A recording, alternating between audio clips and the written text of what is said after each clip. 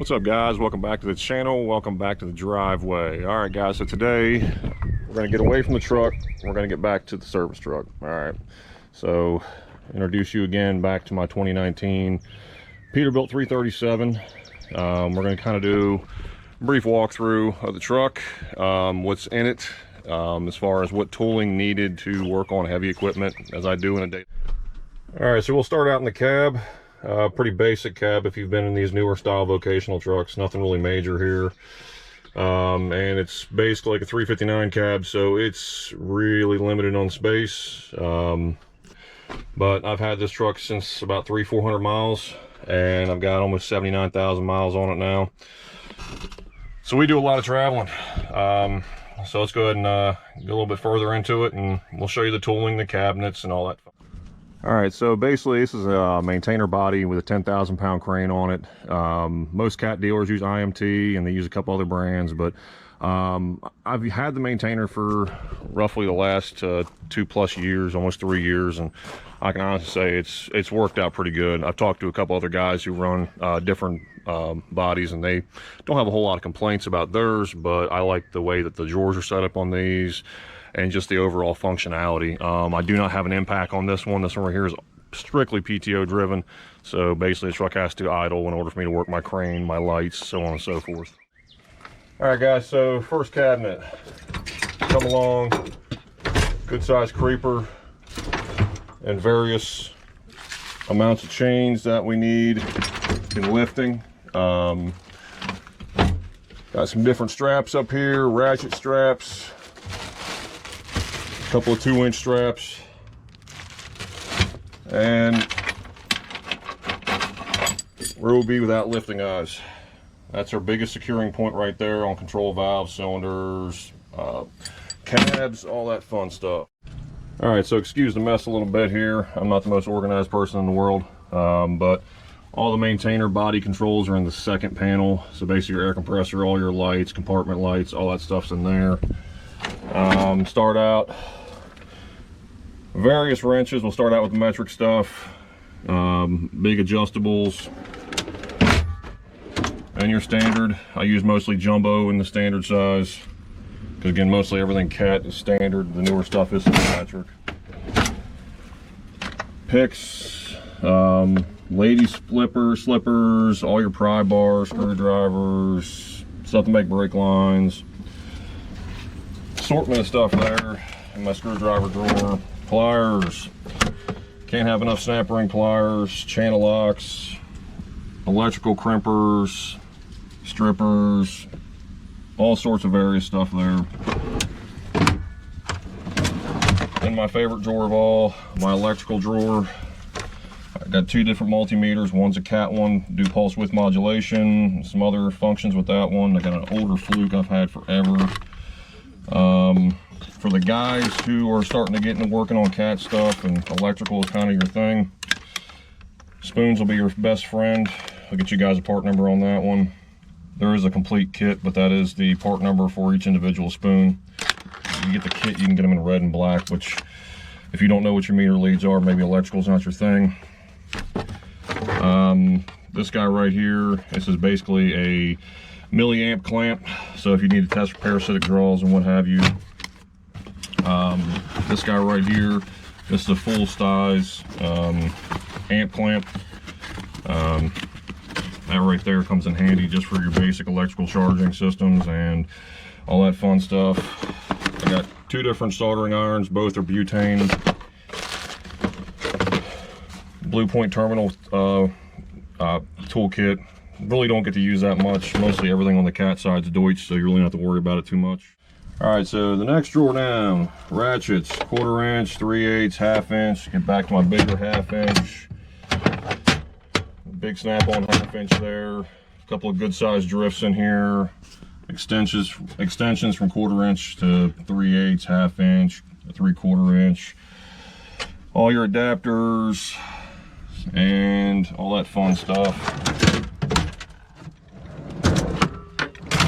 Just my 1/2 inch, 1/4 inch, 3/8 drawer. Again, I'm not the most organized guy on the planet. Flying dive, various Allens, small Allens, larger Allens, all the way down to my 1/2 inch size stuff.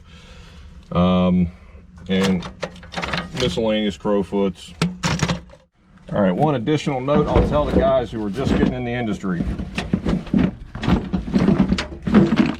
Get you one of these backpacks, because if you're ever on a job site and the machine breaks down and you're a 1/4 mile off a haul road, that right there will come in handy for you all the time.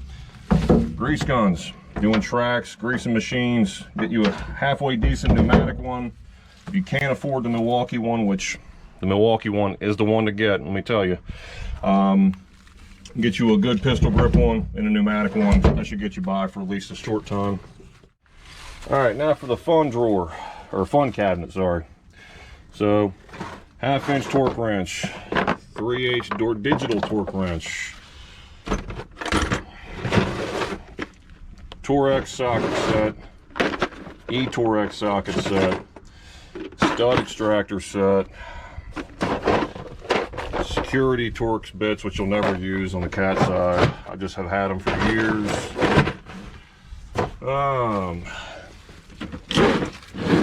Your compression tester. I've got miscellaneous adapters for different engines. Again, I'm also a Cummins guy. Oil pressure test kit. What else we got here? Impact driver set. For C's screws and stuff like that, this set right here is money. You'll make your money off that deal. Alright, so coolant pressure system tester. This guy right here, you can buy the cat one, or you can buy one off of a tool truck. I've had that one for like 10 years. It's worked fine. This is just a bearing press kit for seals and bearings, stuff like that. Not going to really use it a whole lot. I've used it a lot more on the C15, C13, C11 thermostat housings. The gaskets on those, that's where it's really used mostly.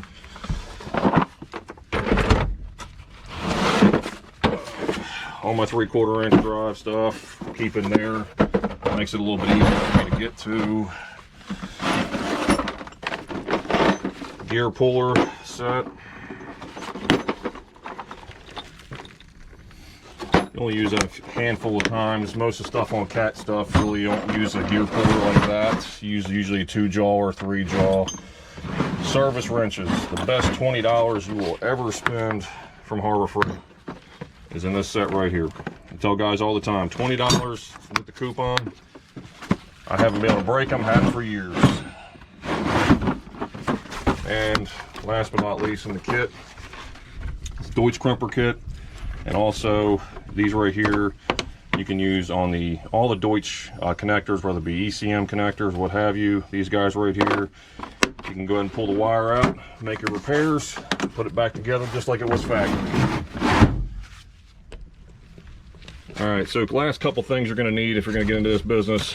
Good infrared gun, that's always going to be a plus.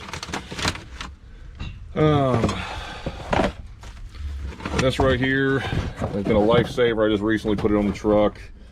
It's basically it pulls vacuum out of fuel tanks, hydraulic tanks, coolant systems, you name it. Basically you hook it up, little transducer set up there. That right there is money. I mean, every day of the week you're going to need that.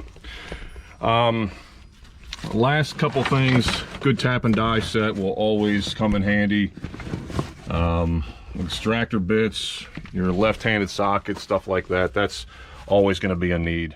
All right, so the last cabinet in here, you have your air regulator and filter setup, dryer setup.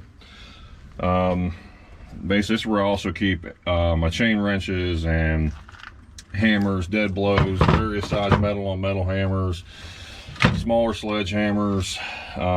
Going back down here, cut wheels, air ratchet, air drill, air grinder, my big Air Cat 3/4 gun. I love this thing. Your angle grinder, air hammer. I also have an older Snap-on MG 1/2 inch gun. Some 3/8 hose to hook up to my 3/4 or my 1/2 inch hose. A couple of different bottle jacks. And we'll go on down to the to the other drawer here, which is basically the smaller cabinet. So I've got a little bit larger pry bar, my larger 3/4 inch ratchet. Cat right now, they're really big on no metal to metal contact under 4.5 pounds. So we've got small dead blow and also larger dead blow. This comes in handy for about 3 or 4 seconds, and then you're having to switch back. Also, then I've got my larger sledgehammer as well. Vise is mounted on the back of the truck. Under the doghouse there, I usually just keep fluids and oils and stuff like that, and anywhere I can keep oil storage and containment. Mostly everything else on the back side of the truck here is you got all your controls and everything for your crane in there. This is where I keep extra fluids and what have you in here. So right here is my torch setup, all the gowns and everything as far as the regulators, and about 25 foot of hose.